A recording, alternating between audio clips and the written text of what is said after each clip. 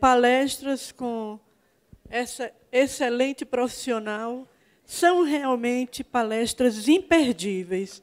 Realmente, a contribuição que ela dá para todos nós que atuamos na séria causa previdenciária é de suma importância. A gente vai abrir ocasião para umas 5 perguntas.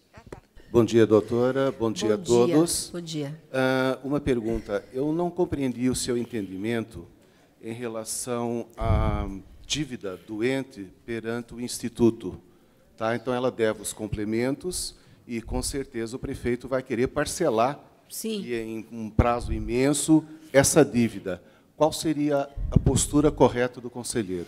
Olha, ele quer parcelar. Eu acho que aí, se tiver dentro da norma federal, né, do tempo de parcelamento, que agora parece que é 60 meses, né, só, não é isso? 60 meses. Então, tem que se aceitar, né? O que acontece é que, assim, isso é uma discussão que, geralmente, o prefeito coloca índices bem baixos para quando ele está no exercício do seu mandato e joga lá as parcelas muito grandes para o final.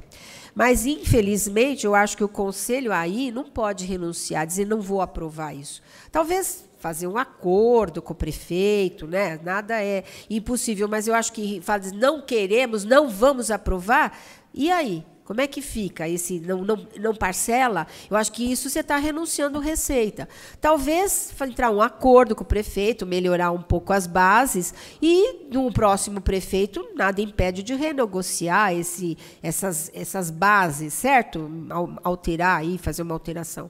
É o que eu acho. Pegar o candidato, né, como um compromisso. Pega todos os candidatos do compromisso, olha, mas nós queremos mudar isso, isso e aquilo. É isso. Eu acho uma alternativa poderia ser vender-se imóveis que seria doente, para amenizar, para amortizar essa dívida e parcelar o mínimo possível, por exemplo. Exatamente. Um acordo, né, como a doutora fazer falou. um acordo, mas não negar, assim, sabe? Não queremos. Eu acho que isso tem que ser acordado com o prefeito. Muito obrigado, doutor. Bom dia. Bom dia. Hoje, pegando o destaque aqui, de Brasília, tem a seguinte notícia. Aprovada em primeiro turno na Câmara Legislativa, proposta beneficia 23 mil servidores do governo do Distrito Federal e passaria a ser regidos pela lei do servidor. Só uma pergunta. As prefeituras, muitos têm serviços prestados. E se o prefeito assim os fizer, o Conselho, se a Câmara aprovar, a Câmara de Vereadores, o Conselho pode desaprovar?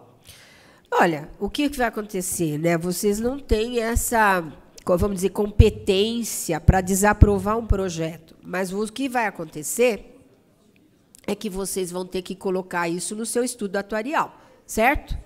É isso que todo projeto que for... a missão do Conselho, a tarefa do Conselho, eu acho, é provocar isso no âmbito do Instituto, dizer qual vai ser o impacto disso e demonstrar para os vereadores qual o impacto desse projeto. Depois do projeto feito, não há como você desconsiderar, certo? Você pode até... Mas como é que vai fazer isso? Também não dá para querer, porque se a lei é municipal, não há inconstitucionalidade direta, você não pode mover uma ação direta de inconstitucionalidade de lei municipal contra a Constituição Federal, e sim contra a Constituição do Estado, se ela violar a Constituição do Estado. O que eu acho aí que você vai ter, vocês, os conselheiros, vão ter que promover um estudo atuarial desse impacto, e demonstrar para o prefeito no fim do ano, não é isso que acontece? Demonstrar, olha, o impacto foi esse, o déficit atuarial aumentou, e ele vai ter que... O que vai acontecer? Havendo déficit atuarial majorado, o que acontece?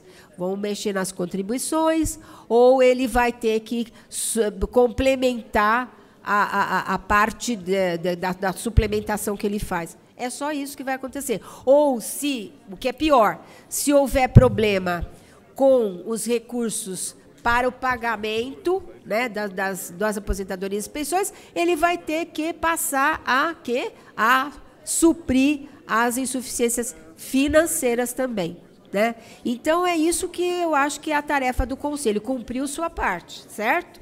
Desaprovar, Vocês já, quando vocês colocarem isso, vocês já estão desaprovando, né? Na verdade. Assim, olha, o Conselho não aprova, mas o que vai repercutir essa desaprovação? Nada. Eu acho até interessante, mesmo que o Conselho desaprove isso em ata, porque daí ele manda para o Tribunal de Contas, entendeu? Isso é importante, me lembrei. Quer dizer, você desaprovando, quando o Instituto vai prestar contas para o Tribunal de Contas, ele vai dizer isso, olha, apesar dos conselheiros do Conselho ter desaprovado, a lei foi editada, mas o reflexo é esse. Aí, com o Tribunal de Contas, a coisa muda de figura. Nós estamos aqui com uma pergunta, doutora Magadá, encaminhada pela Márcia Pena, Chapada Gaúcha, Minas Gerais.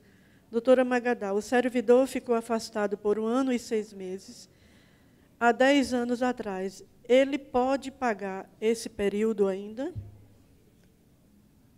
Sim, ele está abrindo mão da prescrição aí, né, que é favorável a ele, mas também, se ele não contribuiu, não vai contar o tempo. Então, é até interessante que ele pague. Ele quer pagar, ele está abrindo mão da prescrição. Mas, de qualquer modo, se ele não pagou, ele não vai ter esse tempo computado. Então, acho que é de interesse dele e interesse do Instituto. Pode sim. Bom dia a todas e todos. Luiz, Mossoró, Rio Grande do Norte. Primeiro, vou fazer um registro, né, que com todas essas atribuições dadas aos conselheiros, a gente vai precisar de dedicação exclusiva, né? Porque é muita coisa. Bom, depois é o seguinte, doutora, nós temos lá no nosso Instituto, o lançamento foi lançado agora, o programa Viver Melhor. Como parte desses programas de pós-aposentadoria, meu questionamento nesse sentido é a fonte de recursos seria dos 2%, né, administrativos ou pode entrar em outro percentual? Uma outra questão é o seguinte, a senhora falou com relação à questão da aposentadoria especial para coordenadores pedagógicos, diretores, supervisores, é isso? E que isso está sendo negado pelo Supremo? Já foi negado. Já foi, né? Porque, assim, existia essa possibilidade... Sim, lá no passado. Né? E no passado não tão distante, né? Mas muito era aqui. questionável também, porque, né, o né, Supremo sempre se pronunciou a respeito disso na súmula 726. O Supremo sempre diz que a função do magistério é na sala de aula. Essa era a orientação do Supremo antes dessa lei 11.301, hein? O Supremo tinha a súmula 726. Se não era cumprida, mas tinha a súmula. O Régio Geral, ele aposentou muitas pessoas, né, nesse sentido. Então, mas vamos dizer, era inconstitucional já antes, né? Porque era só o professor que deveria se aposentar. Aí eu sei que havia esse entendimento administrativo. Com a edição da 11.301, houve uma extensão dessa aposentadoria para os especialistas também. E aí houve questionamento pela ação direta de inconstitucionalidade, a 3772, e o Supremo disse o seguinte, que ela era parcialmente inconstitucional, a Lei 11.301. Ou seja, o professor pode, sim, ser designado para ser diretor, coordenador pedagógico, e esse tempo de designação dele vai computar na especial. Agora, se ele fez o concurso para diretor, se ele fez concurso para coordenador, se ele fez concurso para supervisor, aí não, aí ele não está. Tanto é verdade que existe uma PEC, vocês sabiam? Existem 2 PECs, né, proposta de emenda constitucional, para estender agora, via Constituição, para os diretores, coordenadores, etc. Mas isso é uma proposta de emenda constitucional. Então, por quê? Porque ficou vedado isso para esses profissionais. Bom, a dúvida foi esclarecida. O entendimento era que o professor que assumisse essa função não perderia a aposentadoria especial. O professor não. É o diretor efetivo, coordenador efetivo. Bom, porque tem municípios que estão aposentando ainda, entendeu? Que aposenta o diretor, aposenta o coordenador na especial. Ok. Tem a outra questão, né? A questão dos recursos para os programas de pós-aposentadoria, por favor. Os recursos eu acho que tem que sair da taxa de administração. Não tem como usar o recurso previdenciário para pagar isso. Tem que ser, ou às vezes, muitas vezes, se faz convênio, né, com entidades assistenciais. Aí tem que buscar parcerias, né, para esses programas aí. Normalmente se buscam parcerias das empresas locais, enfim, alguma coisa que possa ajudar a sustentar esses programas, tá? Gente, Da taxa pode. Eu acho que da taxa pode. Ah, falou que não? Eu acho que pode, porque é administração. Agora tem que buscar parceria. Eu acho um pouco... Bom, ele está dizendo aqui que o Ministério não admite que saia da taxa de administração. Não. Então, eu entendo que sim, porque é uma atividade... Não. Hã? Não pode. Não pode. De jeito nenhum. Então, não é Ministério... permitido. Nós fazemos, ele tem um rigor, mas né? em parceria com a prefeitura. Ou parceria público-privada, né? Não pode. Já, né? Eu não estava conhecendo, não sabia disso. Eu acho que poderia, no meu entender. Mas, bom, enfim. Então, coisas do Ministério, né? Então, pessoal, nós gostaríamos de pedir desculpas a vocês, porque, assim, o horário já foi ultrapassado, né? Lamentavelmente, a gente tem que terminar, porque vai dar lugar ao coffee break e, logo em seguida, às últimas palestras. Muito obrigada pela presença de vocês.